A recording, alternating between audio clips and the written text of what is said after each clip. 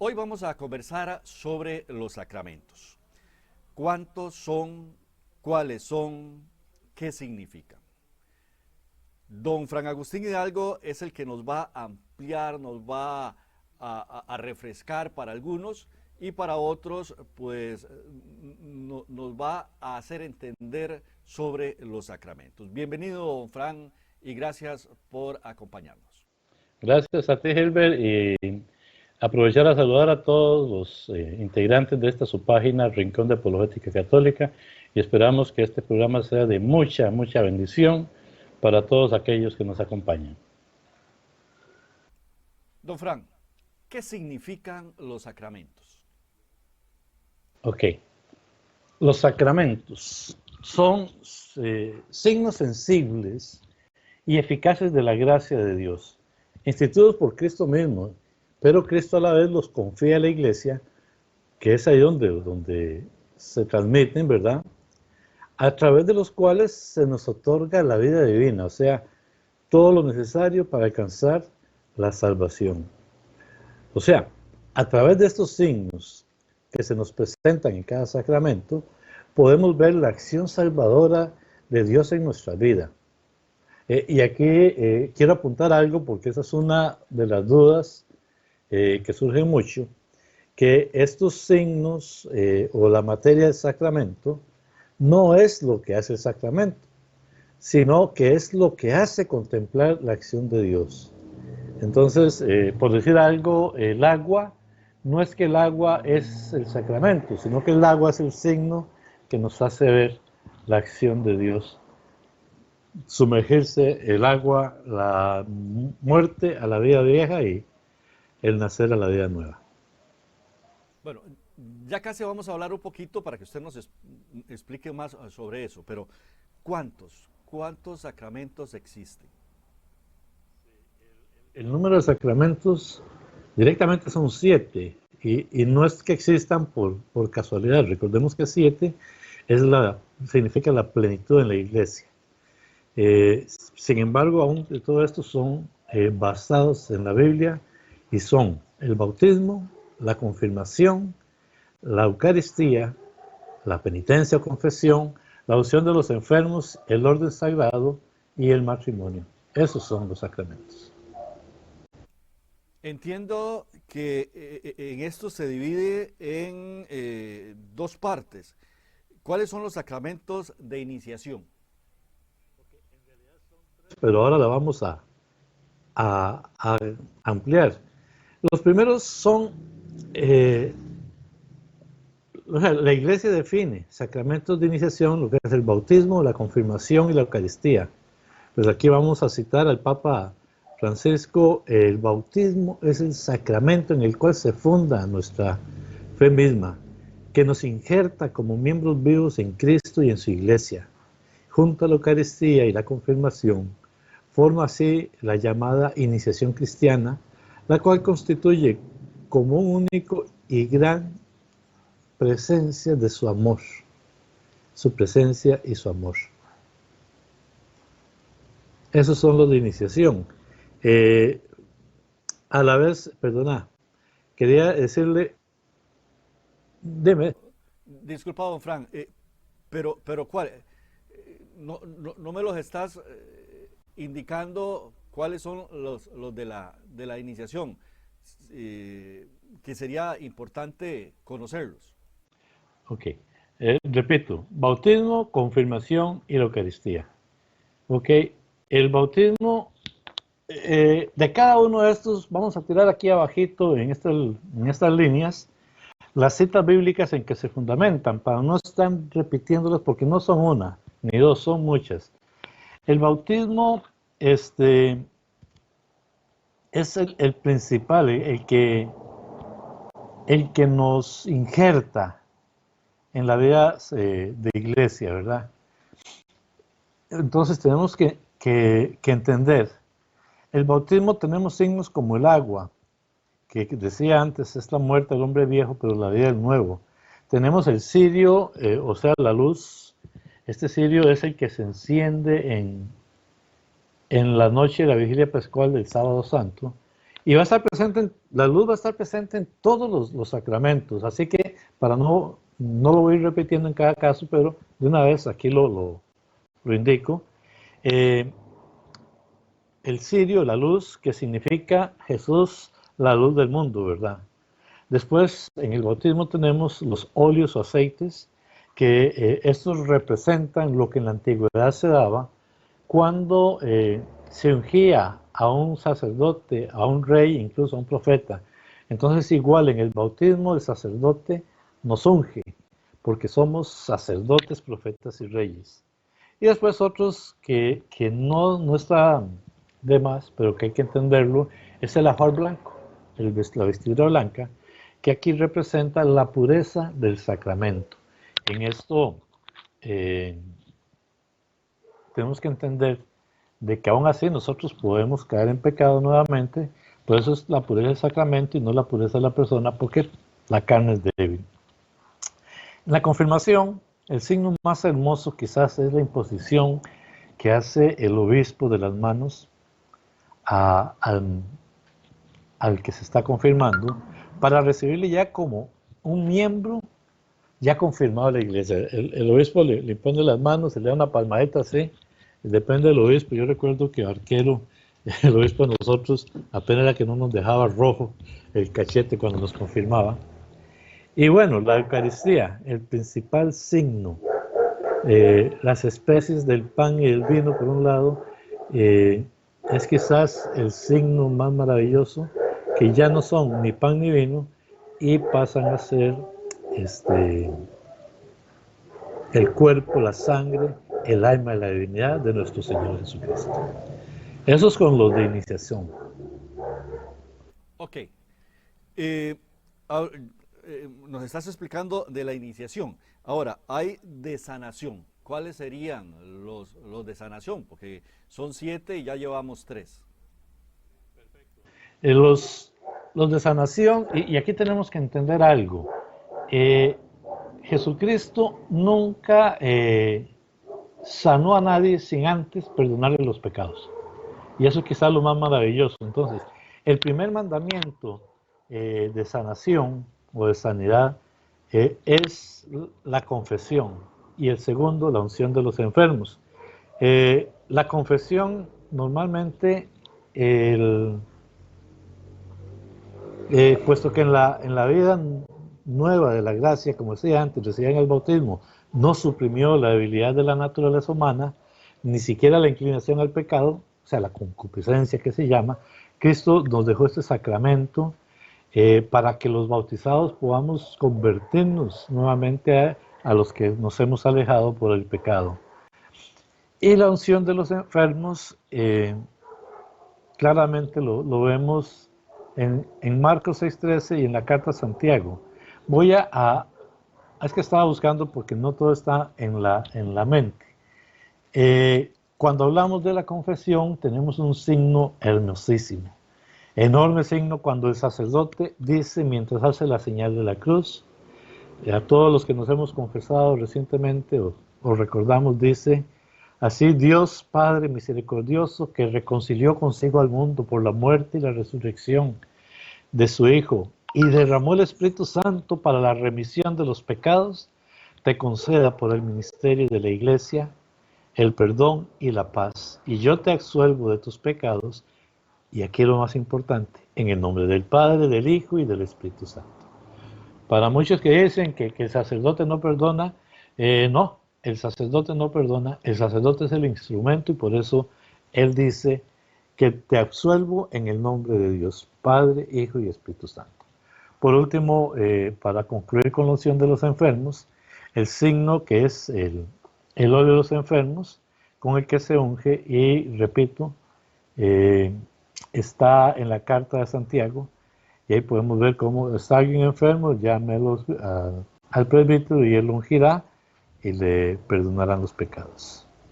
Entonces, esos son los sacramentos de sanación, porque se sana primero que nada el alma, y en segundo lugar se sana el cuerpo. Don Fran, estás conversando o nos estás indicando de los sacramentos, pero estás mencionando los signos. Entonces, ¿cuál es la diferencia entre signos y sacramentos? Lo traté de explicar antes. Eh, en el sacramento es el conjunto total, ¿ok? A través de la gracia que se recibe, como decía al puro principio, son esos signos sensibles y eficaces de la gracia de Dios, a través de la cual nos da. Entonces, en cada signo que se realiza a la hora de recibir el sacramento, nosotros observamos esa acción de Dios. Vamos a tomar el ejemplo que puse del bautismo. Muchos creen que el agua es la que bautiza, y no es así. El agua es el signo, pero el que bautiza es Dios a través del Espíritu Santo.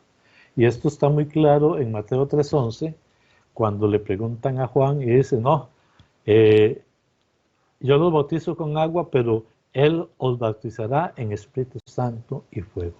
Entonces, el agua es el signo. Nosotros vemos el signo del agua donde cae y en ese momento decimos, se bautizó, ingresó, recibió el Espíritu Santo. Igual en cada uno de los sacramentos, los signos que he ido mencionando, es donde decimos, está sucediendo la gracia. Pero no es el agua, es Dios a través del sacerdote, es el Espíritu Santo el que está actuando en cada uno de ellos.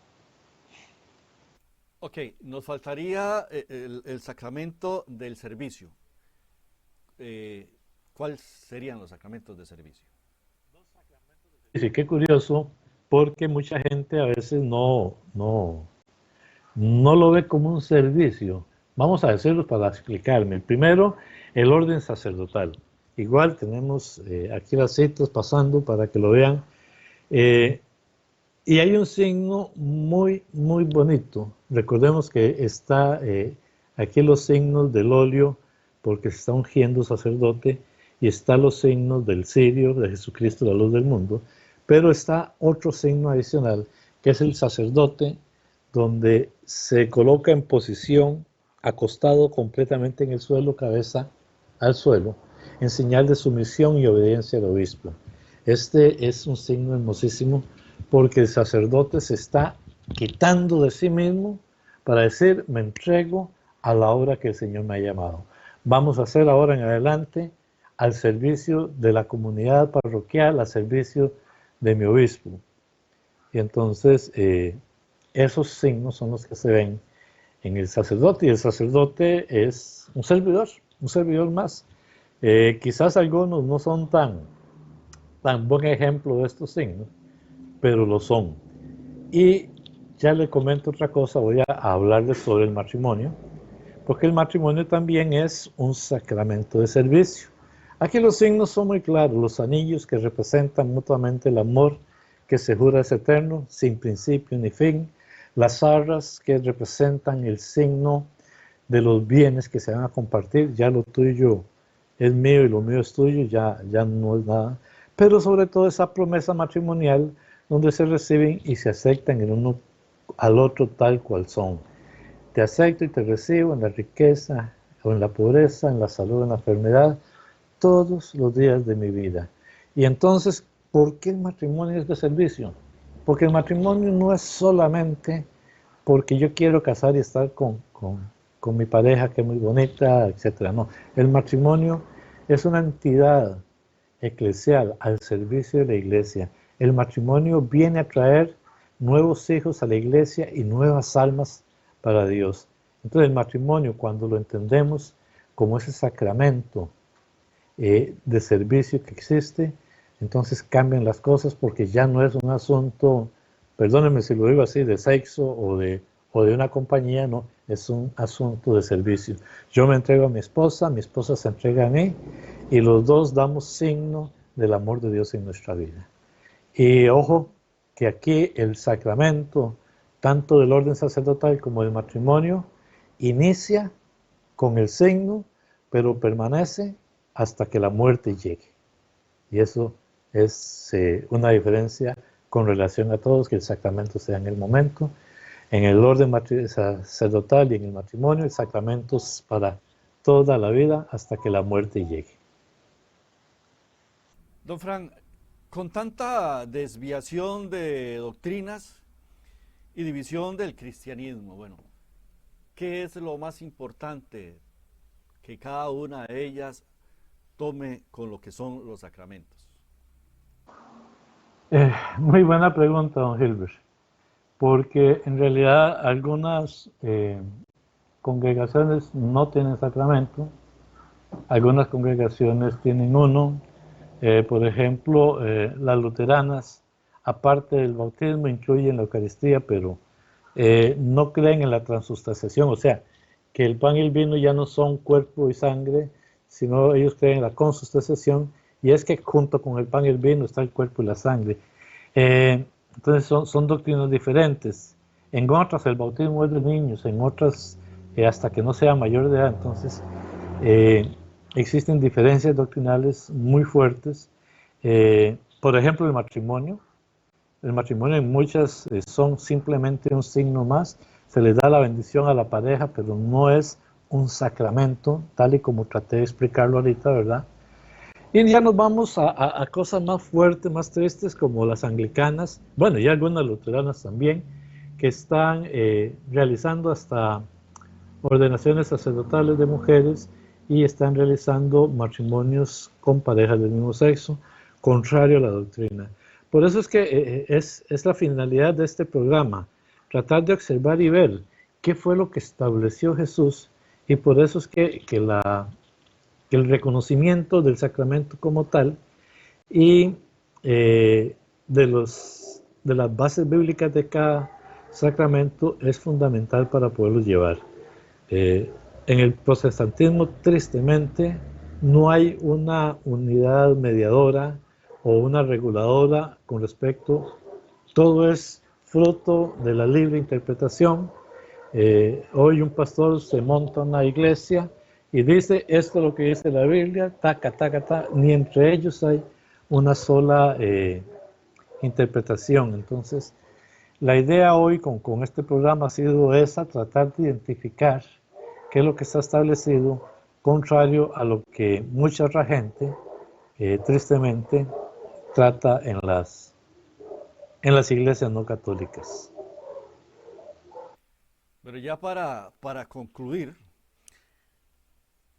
¿cuál es la importancia de los 7 sacramentos para la Iglesia Católica, entonces, don Frank?